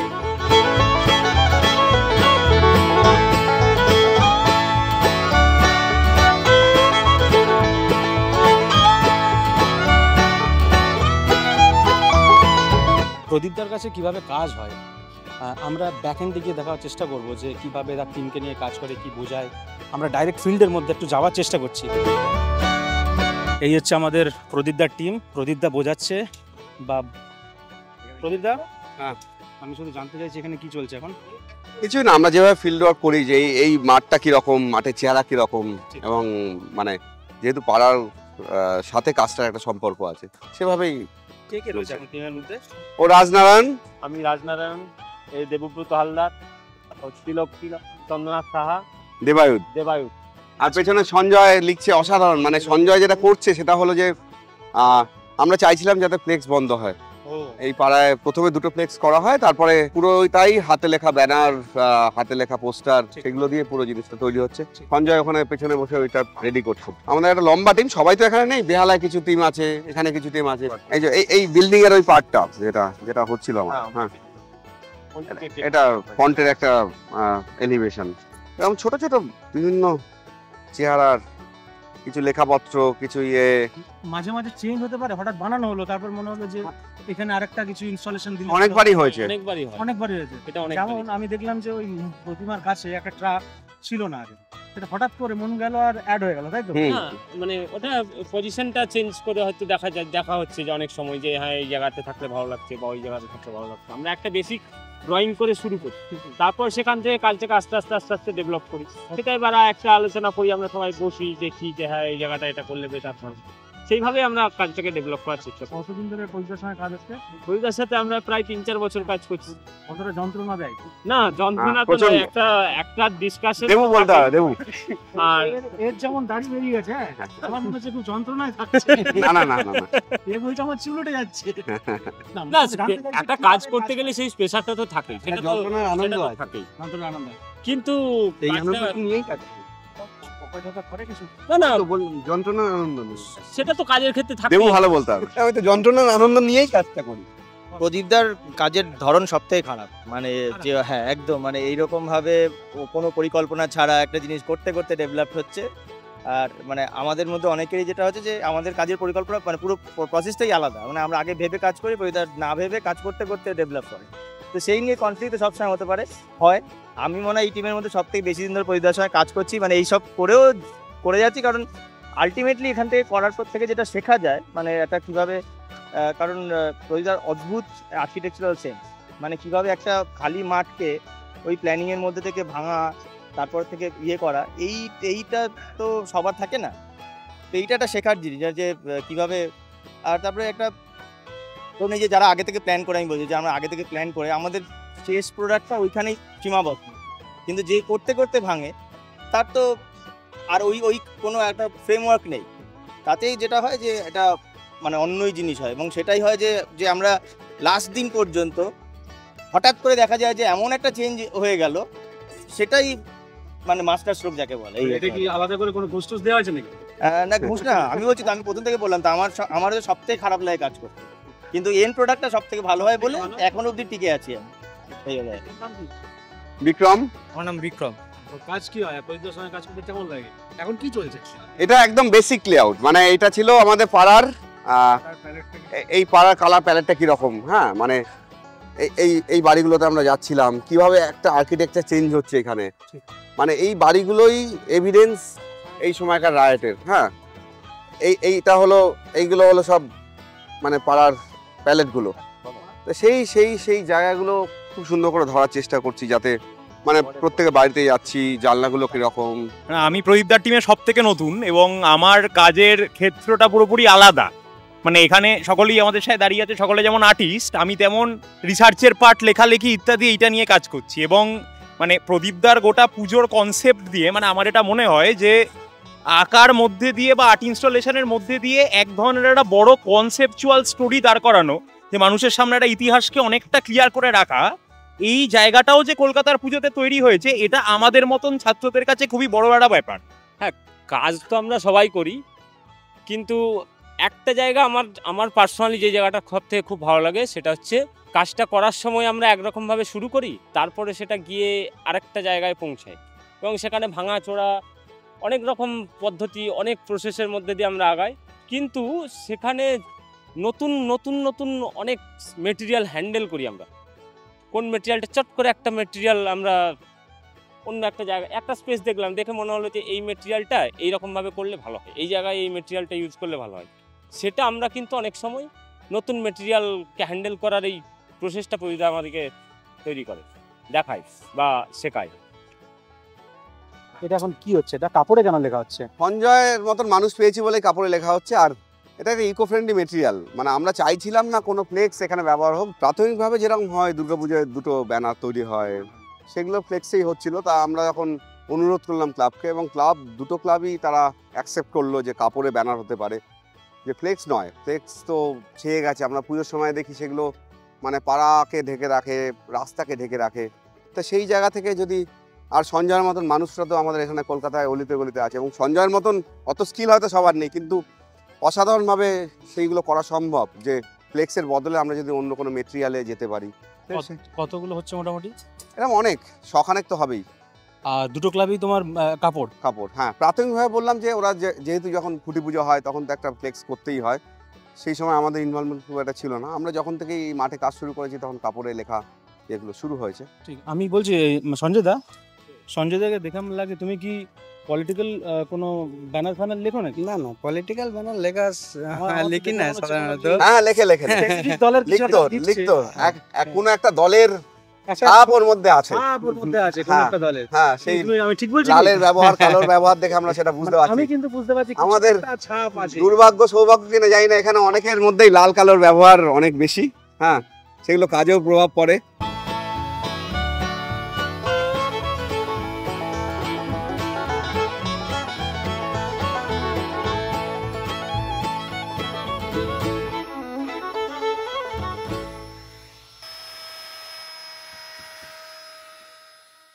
প্রদীপদা যাদের সাথেই কাজ করে, যে ক্লাবের সাথেই কাজ করে, তার সঙ্গে সম্পর্ক কতটা নিবিড় আর কতটা ভালো সেটা আমরা এই মুহূর্তে সমাজসেবী সঙ্গতে রয়েছি। তো আমরা না কথাবার্তা বলে পারছি না, আমরা এই মুহূর্তে রয়েছি সেক্রেটারির সাথে। প্রথমে বলি সমাজসেবী সংঘ থিমে এসছে 2017 সালে, এবং আসার পরেই প্রদীপ দাস আমাকে এবং আমাদের এই পুজোটাকে যে মাত্রায় নিয়ে গেছে, আমরা 19 বছরের বিস্ময় পেয়েছি, এবং অনেক অনেক মানে শুধু একটা পুরস্কার নয়, মানে আমরা ভরে গেছিলাম। এবং 20তে আমফান এবং কোভিডের সময়তেও ও যে কাজটা করেছিল সেতু, মানে ভাবা যায় না। মানে আমাদের সাথে কাঁধে কাঁধ মিলিয়ে সুন্দরবনে গিয়ে সে এক অভিনব অভিজ্ঞতা, মানে সেটা থেকে যে আমরা কতটা কাছের হয়ে গেছিলাম। এবং সেই বছর থেকে প্রদীপ আমাদের একটা পরিবারের মানুষ, এবং আমার শ্বশুরমশাই ওকে নিজের ছেলের মতন দেখতো, এবং ও সেই রেসপেক্টটা মেসোমশাই বলে দিতেন। মানে প্রদীপ ইজ লাইক, মানে আমাদের কাছে এটা গড সেন্ট। মায়ের পুজো করলে মায়ের একটা আশীর্বাদ পাওয়া যায়, তো প্রদীপ দাস হচ্ছে আমাদের কাছে একটা আশীর্বাদের মতন। এবং সেইখান থেকে আজকে সমাজসেবী সংঘ যে জায়গায় আজকে দাঁড়িয়ে, একমাত্র প্রদীপ দাস, আমাদের হ্যাট্রিক চান্স ছিল 21 সালে। আমার সেই সময় আমার শ্বশুরমশাই মারা যায়, এবং ঠিক পুজোর আগে, এবং তখন মানে আমাদের মানসিক অবস্থা, এবং প্রদীপ সেটা নিজে ফিল করতে পেরেছিল। এবং প্রদীপ নিজে বলে যে অরিজিৎ দা, আপনি এখন ছেড়ে দিন, মানে পুজো নিয়ে ভাববেন না, আমি ঠিক আপনার সাথে আবার আমরা করব, হ্যাঁ আমরা একসাথে করব। এবং সেই কথাটা আজকের এই প্রফেশনাল ওয়ার্ল্ডে আমি জানি না কতগুলো শিল্পী কতজন এই কথাগুলো রাখে। আমি যখন এবছর পুজো দেখতে এসেছিল, রাজুর পুজো করছিল, চাঁদেরহাটের একটা পরিবার এখানে ঠাকুর দেখতে এসেছিল, আমি কথায় কথায় জাস্ট বলেছিলাম, প্রদীপ খুব ইচ্ছে এই বছরটা আমার 80 বছর, তুমি আমাদের সাথে থাকো। একটা কথা সেই দিন বলে গেছিল যে আমি আপনার সাথে আছি। এবং তারপরে আমি জানি, আমি যেহেতু পুজো কমিটি সবার সাথে আমার যোগাযোগ, আমি জানি যে কতগুলো পুজো কমিটি ওর পিছনে ছিল, ওর বাড়ি গেছে, ওর পায়ে পড়েছে, সেটা আমার সব জানা। কিন্তু ওই যে আমাকে দাঁড়িয়ে এখানে বলে গেছিল যে ওইদা আমি আছি, ব্যাস ওই একটা কথাতে পুরো ব্যাপারটা হয়ে গেছে। মানে একজন ভালো শিল্পী তো অবশ্যই, আবার ব্যক্তি হিসেবেও অনবদ্য। ভীষণ ভীষণ। আজকে ওই মানুষটি আমার ক্লাবের মেম্বার, ক্লাবের আমার ভাইয়ের মতন, এবং আমাদের একে অপরের প্রতি যে রেসপেক্ট, আমি জানি যে এবছর সমাজসেবিতে একটা শ্রেষ্ঠ কাজ হতে চলেছে। যে কাজটা আমরা চোখে দেখতে পাচ্ছি এখন, দর্শনার্থীরা তো পরে বলবে পুজোটা মানে হয়ে গেলে, শুরু হয়ে গেলে, কিন্তু আমার মনে হয় এবছর প্রদীপের আরেকটা সেরা কাজ, যেটা 20তে আর 19-এ সমাজসেবী পেয়েছিল, এবছর একটা সেরা কাজ পেতে চলেছে। আমরা যেমন ভিতরের কাজগুলো দেখলাম, পুজোতে কাজ হয় টেম্পোরারি কাজগুলো, সেগুলো পরে ওগুলো রিজেক্ট করে দেওয়া হয় বা ফেলে দেওয়া হয়। এই যে কাজগুলো আপনারা বানিয়েছেন, এটা তো মানে প্রত্যেকটা প্রিজার্ভ করার মতন কিছু প্ল্যানিং করেছেন এগুলোর? একদম। এবং সেইটা আমাদের এবছরের ইউএসপি। আমরা সমাজসেবী, আমাদের একটা লম্বা ইতিহাস আছে, আমরা সেই নিয়েই এবছরের গল্প। এবং এই ইতিহাসটা অনেকের জানা নেই, এবং সেইটা প্রদীপ যেহেতু এত ইতিহাস নিয়ে কাজ করতে ভালোবাসে, ওই সাবজেক্টটাই চুজ করেছে। এবং আমরা ঠিক করেছি যে সারা কলকাতাকে দেখাবো যে এতদিন আমরা যেটা জানি যে পাড়ার লোকেরা একটা পুজোকে দেখাশুনো করে, এবার উল্টো হবে, পুজো পাড়াকে দেখাশুনো করবে। তো এই জন্যই যখন আমরা এই কনসেপ্টটা নিয়ে আলোচনা করি, তখন প্রদীপ বলে যে তাহলে আমি এমনভাবে জিনিসটা বানাচ্ছি যে যাতে এই ইনস্টলেশনগুলো আপনারা পরবর্তীকালে ব্যবহার করতে পারেন। তো আমরা কি দেখেছি, আমরা ঠাকুর রেস্টোর করতে দেখেছি বিভিন্ন জায়গায়। এইবার আমরা এই আর্ট ইনস্টলেশনগুলো, ঠিক যে কথাটা আপনি বললেন, এই প্ল্যানিংটাই আমাদের প্রথম থেকে ছিল যে আমরা একটা মডেল স্ট্রিট বানাবো। সেটা শুরু হবে একদম শরৎবোস রোড থেকে একদম বিবেকানন্দ পার্ক অবধি। এই পুরো রাস্তায় আমরা বিভিন্ন জায়গায় ওর যে ইনস্টলেশন, এটা ফেলে দেওয়ার তো প্রশ্নই ওঠে না। এটা আমার মনে হয় সারা কলকাতায় অনেকেই দুর্গাপুজোয় আসতে পারে না, কিন্তু সারা বছর এটা থাকবে ডিসপ্লে করা, যাতে কোনো না কোনো সময় কোনো একটা মানুষ এসে যেন এটা দেখতে পারে। না দেখলে বিশ্বাস করা যায় না ও কি কাজ করছে।